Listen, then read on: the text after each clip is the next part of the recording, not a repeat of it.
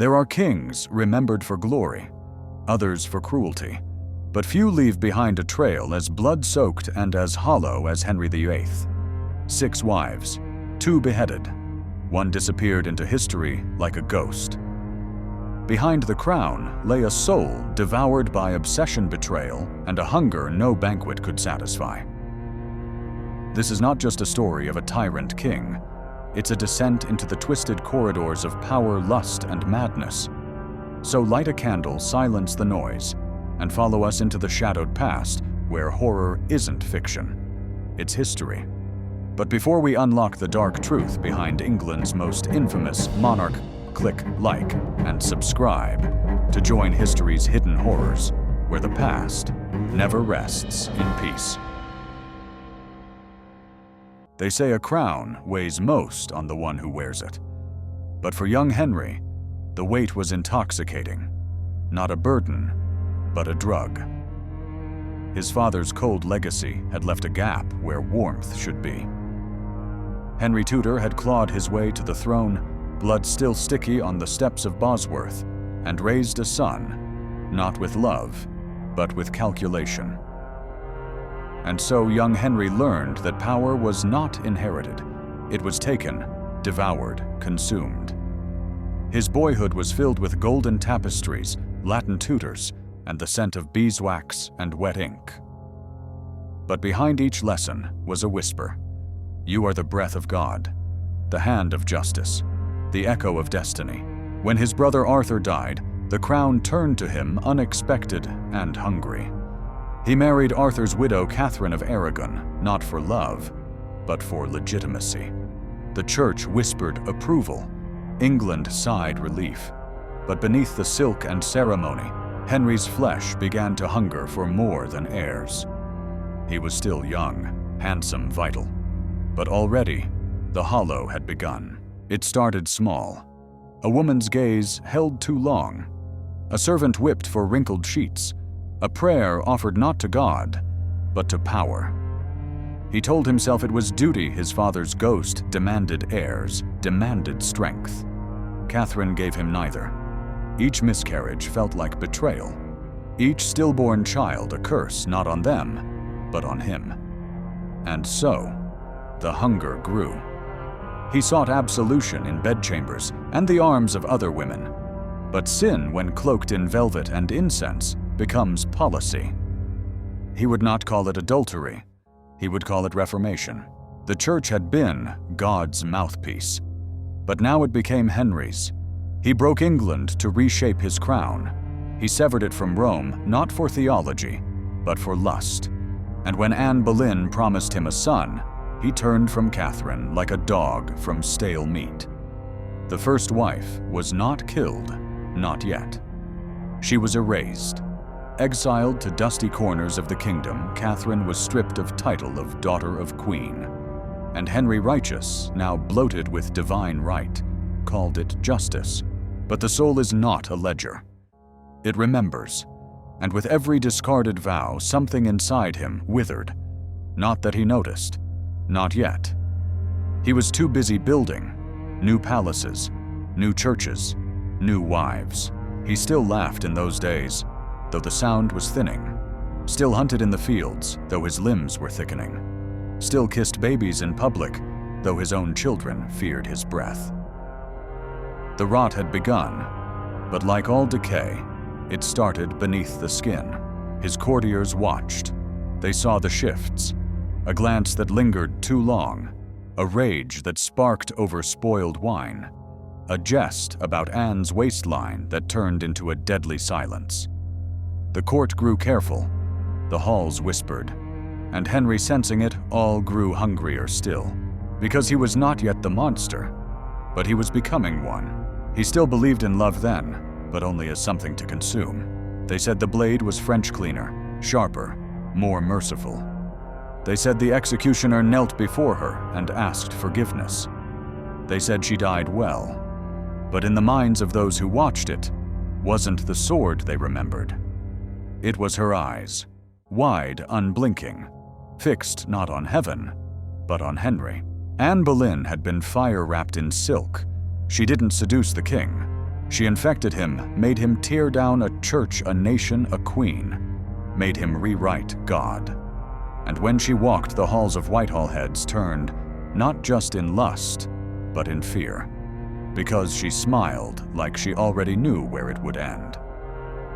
Anna never gave him a son. She gave him a daughter, Elizabeth, with eyes like knives, and for that the whispers began. Adultery, incest, witchcraft, sins carved from paranoia and stitched together by courtiers hungry for survival. She was arrested on May 2nd, dragged from her chambers as musicians still played in the Great Hall. They found her guilty before the trial began. 5 men were named as lovers. One was her brother. Henry did not attend. He did not need to. The verdict had been spoken the moment his gaze drifted to Jane Seymour's pale throat. In the Tower, Anne waited. She joked with her ladies. She wept in silence. And in her final hours, she practiced how to kneel, how to die with grace. But no rehearsal could prepare her for the chill of wind against bare skin, the echo of footsteps, the quiet cough of the headsman behind her. The scaffold was slick with old blood. Crows circled like court officials. And when she knelt, the world held its breath. She prayed, not for vengeance, not for her child, but for the king, for Henry. Because even then, even bleeding and trembling Anne understood the performance. Her death had to cleanse his reign. And so she smiled. Her lips moved. The sword sang. The head fell before her final word did. It landed softly, hair-fanned, like a crown, eyes still open. Some said they blinked. Once, twice. That the soul lingered, stunned. That her last thought was not of God, but of betrayal. Henry wore white that day. White for joy. He rode out to Jane's home before Anne's body cooled. The marriage was declared void, the child made a bastard. And Anne, once Queen of England, was scraped from the tapestries, her initials burned from stone, her portraits vanished in fire. But blood leaves memory in the wood, in the stone, in the breath of those who watched and dared not speak. Her death was not a secret. It was a ritual, a political cleansing, a public undoing. And Henry did not flinch. His appetite had been whetted. They called him decisive, brave, a king unafraid to remove poison from his court. But Anne's ghost lingered in every wary glance, in every tightened smile, in the hollow silence Jane Seymour inherited. In his dreams she returned, not weeping, not cursing, just watching, eyes wide, eyes open, eyes that did not blink. Because when you kill the thing you rewrote heaven for, the heavens never forget. But blood calls for more blood. And so not long after Anne's execution, a new queen lay in pain. Jane Seymour bled quietly into the mattress while bells rang across England in celebration. A prince had been born, a living boy, an heir, and Henry VIII, who had shattered the world for a son, finally held in his arms a whimpering bundle that made it all wives' wars. Executions feel justified. But triumph has a scent, and this one stank of iron and sweat. Jane's labor lasted 2 days. It tore her apart. The midwives whispered of tearing, of too much blood. The physicians hovered like crows, useless, watching a queen unravel thread by thread. Henry stood outside the chamber, surrounded by courtiers too afraid to breathe. No one told him she was dying. Not until after he smiled. Not until after he paraded his newborn son through a court still stained with Anne's shadow. They named the child Edward, and in his tiny face, Henry saw immortality. But Jane never rose from the birthing bed. Fever gripped her bones like chains. Her flesh grew gray. Her eyes, sunken delirious, called for her mother, for her God, never for Henry. She knew what he had done to the last queen. She knew that love was a brief privilege in his house. And in the flickering candlelight of the Queen's chamber, while Henry feasted in another wing, Jane Seymour slipped into silence. She died 12 days after giving him the one thing he had demanded from the world. And for that, Henry mourned her, or said he did. He wore black. He walked slower. He forbade her image to be touched. But even his grief was political. Jane was the only wife to give him a son and die before she could disappoint him. He called her his true queen, and the phrase would echo long after his own body began to fail. In court portraits, he kept her likeness near him, frozen in a gentle gaze, hands folded untouched by rot or rebellion. She became the virgin martyr of his reign, a sanitized memory that made the rest seem justified. But the truth was colder. Her death was a sacrifice, one that no prayers could undo. Edward grew pale and thin, his bones too light, his breath too shallow. Nurses said he cried in the night without reason, that he stared at corners where no one stood. He was a prince born under ghosts, his mother dead. His half-sisters exiled his father's shadow, stretching like a sickness across the nursery walls. Henry rarely saw him, not directly. He would ask for reports, demand numbers, height-weight milestones. But he could not look too long. The boy reminded him of Jane, and Jane reminded him that even when he won something, always had to die. The royal nursery was silent more often than not. Laughter was brief joy, muted. The servants learned not to sing. The windows were sealed too tightly in winter, too hot in summer. And through it all, the child breathed in the decay of a house built on blood. Jane was buried at Windsor beneath stone, beneath myth. Cersei would one day greet her, not beside Anne, not beside Catherine, but Jane, the obedient one, the silent one, the one who died before the rot set in. But beneath that stone, there is no peace. Only bones, and the memory of a womb that bore an empire's hope and paid with its life. Rumor slithered through Whitehall like a winter draft painting Anne of Cleves in colors that pleased the king's wounded pride. Smoke and cabbage coarse laughter, a face that curdled wine, none of it mattered, until Henry decided the marriage was a mistake he needed the world to witness. She had arrived as treaty flesh, a living bond to Protestant Europe. Yet she met him with the calm gaze of someone who owed no awe. When he barged into her rooms in disguise, eager for the thrill of recognition, she greeted him as a courier and returned to her embroidery. The pinprick to his vanity bled more painfully than his ulcered leg. Holbein's portrait had promised something softer, almond eyes, demure, smile a waist that could cradle heirs. Instead, the king found a woman who carried herself like a seasoned rider. Spine, straight unafraid of silence. At banquet, she ate sparingly at chapel. She bowed precisely at court. She spoke so little that gossip had to invent a voice for her. But saints and tyrants share one weakness. They cannot endure mirrors held too close. In Anne's composure, Henry saw his own crumbling vigor, her steady posture mocking every wince of his infected flesh. On the wedding night, he turned from her with a shiver he blamed on her scent, her laugh, her foreign blood, anything but his own impotence. Next morning, the council heard whispers of a marriage as yet unperfected. Physicians were summoned not to heal, but to testify. Courtiers rehearsed expressions of sympathetic horror. Henry thundered of revulsion of a body that inspired holy abstinence, while the palace staff washed bloody sheets from an aging king's suppurating thigh. Anne observed the storm with the detachment of a chess player 2 moves ahead. She thanked the king for his honesty, listened as lawyers sought grounds for annulment, and let them drape her future in legal Latin.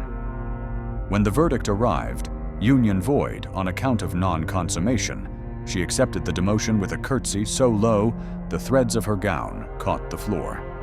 Henry, relieved, renamed her the king's beloved sister, bestowed estates, jewels, and an income richer than most dukes. Survival, Anne understood, was not granted to the loudest, but to the least threatening. Yet clemency carried its own cruelty. Every parchment proclaimed her incapacity to kindle desire. Ballads in taverns rhymed her name with barren fields. Ladies at court measured each other's worth against her public failure. At least I am no Anne of Cleves. In portrait halls, her likeness hung beside women Henry had loved, mocked, or destroyed, and visitors smiled politely at the Queen, who had never entered the royal bed, yet bore the imprint of royal rejection. But exile in comfort proved sweeter than marriage in fear. While Katherine Howard danced toward disaster and Catherine Parr read banned scriptures in candlelit secrecy, Anne rode beneath apple blossoms at Richmond, laughed with servants who called her Madam Sister, and refashioned a future from the king's discarded affection. She learned to brew ale to hawk, to wager discreetly on dice. She received Elizabeth and Mary bastard daughters cautiously permitted to visit, and spoke to them in gentle German-tinged English of things a father could never hear the price of a crown: the virtue of silence, the long game of patience. Henry aged badly. His waist thickened, his leg putrefied, his temper calcified into volcanic eruptions that emptied rooms. Whenever the king's entourage passed near her estates, Anne ordered musicians to play kitchens, to roast tables to overflow. Hospitality disguised victory. She remained alive unbroken, unfeared, an impossible status in Henry's brutal ledger. The courtiers heaped praise on her obedience, praying the compliment would shield them from the next axe. Once during a Christmas masque at Hampton Court, the king, red-cheeked, wine-glazed, invited her to dance. She accepted, bowed to the tempo, and moved with practiced grace, every step a reminder that a woman he deemed unfit still possessed the poise to lead him through a galliard. The watching court held its collective breath. When the music stopped, Henry laughed too loudly, kissed her cheek, and limped back to his throne, triumphant in pretending nothing had ever bruised his dignity. The bruise, however, belonged to history now. Anne lived to see Henry lowered into lead-lined splendor beside Jane Seymour, the queen who had died to give him a son. She lived to see young Edward crowned frail as a frostbitten sapling, to see Mary ascend in a blaze of vengeful faith, to see Elizabeth emerge like a blade from its scabbard. She wandered Westminster the morning Elizabeth was proclaimed, hearing shouts echo beneath arches that once rang with accusations against her flesh. And in that jubilant thunder, she felt the oddest kinship to the three royal children, each scarred in a different corner by the same father's appetite. When she died peacefully in 1557, age 41, her coffin was placed in Westminster Abbey with little ceremony. No effigy, no blood, no scandal. Just oak boards, candle smoke, and the hush of monks who had forgotten the smell of smoke and cabbage. On the lead plate that marked her grave, they inscribed no epithets, only a name: Anne Regina Cleves. Consummation had been denied her, but history in the end could not deny her title. And yet the record of annulment remains queen sister, failure survivor, all true, all incomplete. It claims her body never warmed a king, that her womb stayed silent, that she left no mark of passion on the Tudor line. But legacies are often written by those who need excuses. The parchment may be unblotted by blood, yet every word of it is soaked in the sweat of a monarch, terrified of his own decay. A queen escaped the blade, but not the story, and stories, unlike queens, never die. But absence never satisfied him for long. Where silence failed, beauty returned, young, dangerous, and doomed. She entered court like perfume, sweet, dizzying, and impossible to hold. Katherine Howard was no diplomat's daughter, no foreign-born bride bound to treaties. She was young English, beautiful, in a way that was dangerous, not in spite of her innocence, but because of it. Her laughter echoed like silver bells in the corridors Henry now walked with a limp. And when he looked at her, he did not see a queen. He saw youth itself, something he could conquer, crown, and consume. Henry was nearly 50, she barely 17. His ulcered leg oozed through bandages. She danced barefoot in morning sun. He moved with a grunt and staff. She moved with music in her bones. He spoke of legacy and duty. She whispered of sweetness and secrets. Her presence rewound the clocks of his court, if not his body. Courtiers pretended not to notice the grotesque contrast, smiled as he pressed roses into her hands, as he named her Rose without thorn, as he flaunted her like a trophy. No one believed he could touch. But behind Catherine's fresh skin lay a past stitched with shadows. Raised in the chaotic household of the Dowager Duchess, she had grown in a garden without walls, where servants' touched tutors lingered, and silence was traded for survival. She had known men before she knew politics, not scandalously, not wickedly, but humanly. And that in Henry's court was a sin too great to forgive. Their marriage was swift, lavish, gold and crimson, silk on sweating skin. And for a moment she wore the title well, Catherine the Queen, Catherine the Loved. But love in Tudor England was a scaffold dressed in flowers. Soon came whispers of a young man, Thomas Culpeper, seen passing too close, of letters in soft script, of late-night doors unlocked. But it wasn't Culpeper who undid her. It was the past. A former flame, Francis Derham, resurfaced like a body dragged from the Thames. He bragged, he hinted, and someone somewhere repeated his words to someone else. Soon the Privy Council listened. She was arrested in November, dragged screaming from the chapel where she had knelt in prayer. She was 20. She scratched at guards, cried for Henry, swore she had done nothing. But truth in Henry's reign was never what happened. It was what could be proved, or what he chose to believe. Her ladies were interrogated, tortured with silence. Some confessed what they never saw. Others recited exact hours, doors the rustle of gowns. Catherine herself broke slowly, first in sobs, then in pleas, then in ink. The tower welcomed her like a cradle.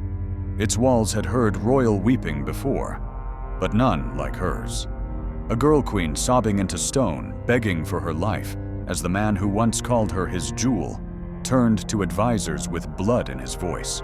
They say she asked for the block to be brought to her cell, that she practiced laying her neck against it over and over, that her final night was spent in silence, her hands shaking so violently the priest had to steady the prayer book. The morning was pale and bitter. February wind lashed the courtyard. She walked barefoot to the scaffold. No music, no banners, just the executioner, the crowd, the cold.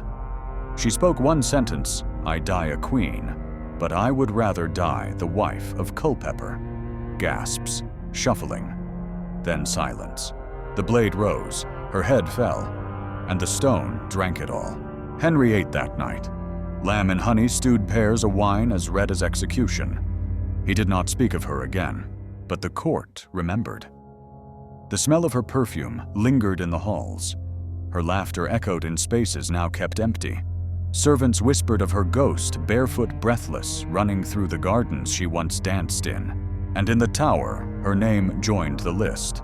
Anne, Jane, Anne again, now Catherine. Each name carved into the soul of a king who could no longer remember what love was, only what it cost. By the time Catherine Parr became queen, Henry's body had turned against him. His leg, infected and weeping, smelled of rot. His breath came in short bursts. His fingers were swollen sausages of flesh, barely able to hold a pen. His crown rested on a neck so stiffened by age and gout that even nodding required calculation. And still he married, not out of lust, not out of love, but out of fear. Fear of death, of legacy of being alone in a palace, echoing with the ghosts of queens, long vanished. Catherine Parr was no girl, no rosebud to pin beside a decaying monarch. She had married twice before buried both husbands, and learned that survival meant reading silence like scripture. She was intelligent, poised, deeply pious, but not naive. When the king summoned her, she understood what was expected. Not passion, not desire, but stability. A nursemaid to the soul of England's broken lion. In public, she played the role perfectly. She stood beside Henry in velvet and jewels, her voice calm, her posture reverent. She kissed his ring, steadied his gait, whispered gentle correction when memory failed him in front of ambassadors. In private, she tended his ulcers. She read to him from scripture when pain kept him from sleep. She coaxed him through fits of rage, humored his fading mind. And in return, he gave her something none of the others had lived long enough to hold space. Freedom within boundaries, books, influence, access to his children. She brought Mary Elizabeth and Edward together again, children carved from different mothers now seated at the same table. She educated them, protected them. And for a moment, the court held its breath. Could this queen, this widow-made regent, tame the beast before he died? But power mistrusts intelligence in a woman, especially one who reads. When Katherine published a volume of devotional writings under her name Prayers or Meditations, she crossed an invisible line. The sermons she discussed edged too close to Protestant reform. She began to attract whispers. Her former allies in the Reformed faith suddenly seemed too bold, too loud. The king's advisors grew uneasy. The arrest warrant was prepared in secret. They say she found out that a servant left a page uncovered on a desk, that she saw her own name beneath the royal seal. Her knees buckled, but her voice did not fail. She went to the king that night, not as a scholar, not as queen, but as a woman who feared for her life. She told him she had only ever sought to distract him from pain, that her debates had been for his benefit, that his wisdom was beyond hers, that she was nothing but a humble student before His Majesty. Henry flattered and soothed, burned the warrant. Or so the story goes. But the message had been delivered. Even the obedient could be touched. Katherine survived, not because she was silent, but because she learned how to be heard without speaking. She did not touch the king's sickness with pity. She wrapped it in silk, fed it scripture, and made it feel like power. But at night, in her rooms scented with vinegar and lavender to mask the stench of decay, she watched her husband sleep. The way his mouth sagged open, the way he whimpered through dreams, the way his hand sometimes clawed for the sword, no longer at his side. She did not love him, not truly, but she feared him less than she pitied him. Henry's decline had become legend within the palace. Servants competed to avoid entering his chamber. Physicians offered prayers instead of medicine. The air itself seemed thick with endings. Katherine stood in the eye of that slow death, not screaming, not running, but watching. She was his last queen, his final mirror.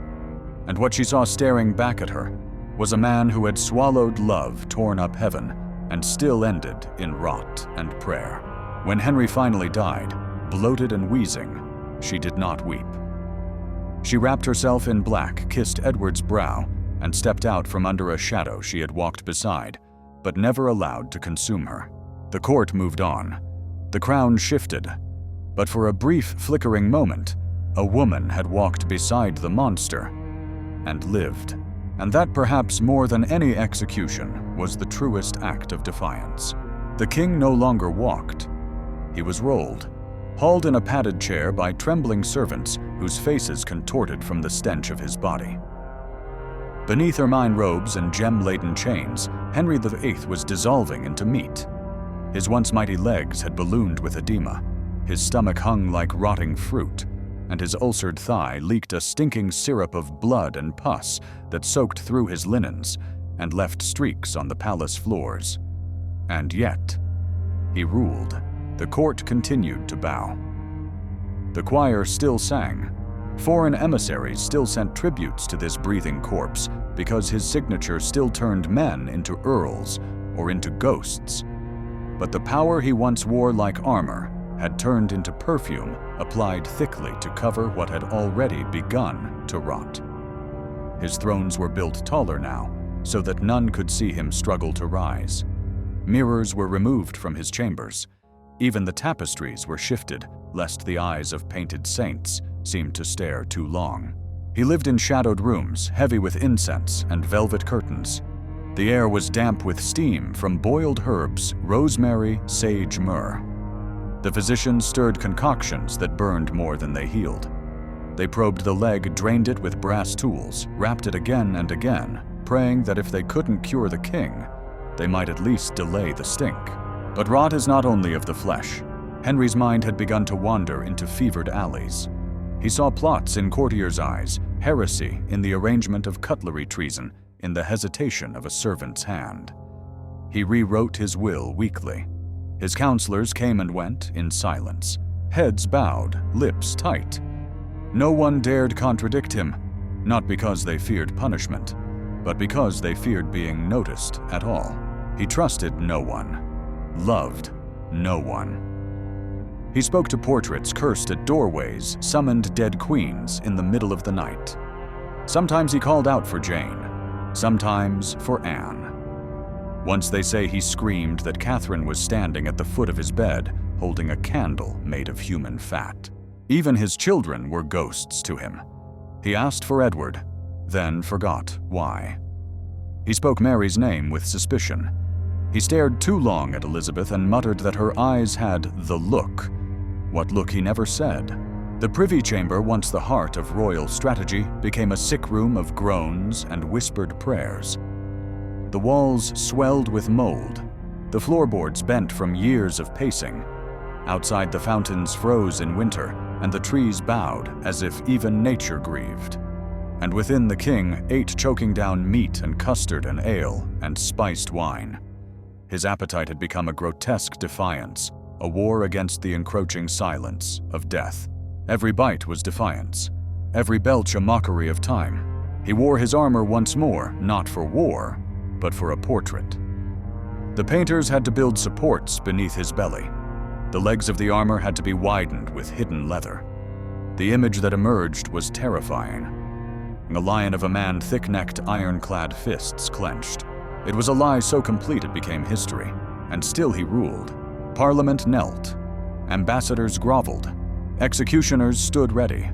The weight of his decisions fell not on his body, but on others' necks. He signed death warrants with trembling hands, the ink sometimes smudged with blood from a reopened sore. He watched the fire burn dissenters and claimed it as justice. He smiled as noblemen screamed, and yet every movement he made echoed with the sound of something cracking bone, reason, memory. He barked commands that had already been fulfilled. He accused shadows of sedition. He mistook dreams for law. The throne, once a seat of divine right, had become a butcher's chair, wrapped in velvet.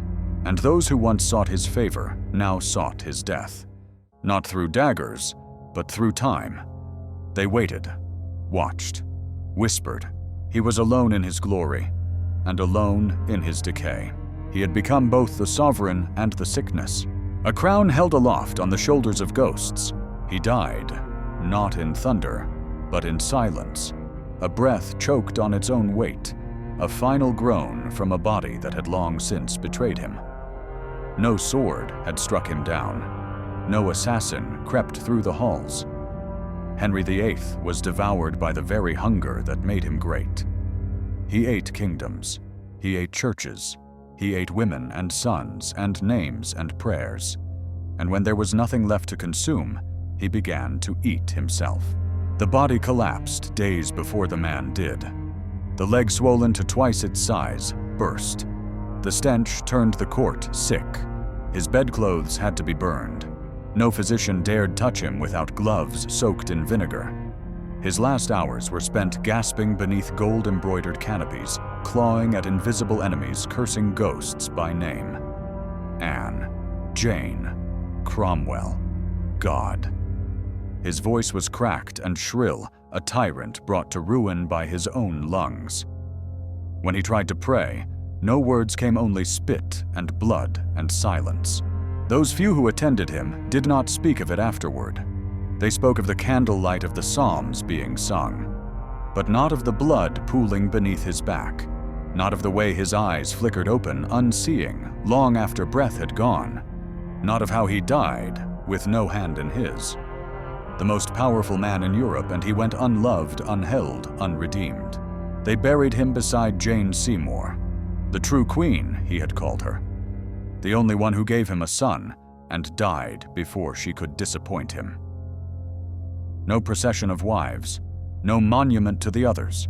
Anne Boleyn had no grave, Katherine Howard no shrine. Catherine of Aragon lay in a distant tomb marked Princess, stripped of her crown. Anne of Cleves outlived him quietly. Catherine Parr escaped him barely. His legacy was not 6 queens, it was 6 disappearances, 6 erasures. The tomb is still there. Windsor, cold, polished stone. No statue, no grandeur. Just a slab above a rotted monarch whose body exploded before it could be sealed. The priests said it was an accident. The stonemasons swore the cracks were natural. But real history, remembers that the lid of his coffin warped from within, that blood leaked onto the floor, that his death couldn't be contained. Not even in death would Henry be silent. And still he ruled. Through myths, through portraits, through the brutal architecture of his ego carved into law and legend. The Church of England bore his name like a scar. The Tower stood as his echo. His son would die young. His daughters would battle. His line would end in whispers. But the shadow of the king would never fully lift. Because power once fed on blood is never satisfied. He had rewritten heaven-shattered hearts, turned love into a weapon, and still he died, afraid. Not of God, but of being forgotten. Yet history does not forget Henry VIII. It remembers him in fragments, in the blink of Anne's severed eyes, in the screams from a girl queen practicing her death against the tower's stone, in the stained parchment declaring a marriage unconsummated, in the lies told to silence a book-loving widow, in the groan of the throne itself bearing the weight of his disease, and most of all in the quiet after, when all the voices were gone and only the crown remained. Not worn, just waiting. Because men like Henry never leave legacies, they leave absences.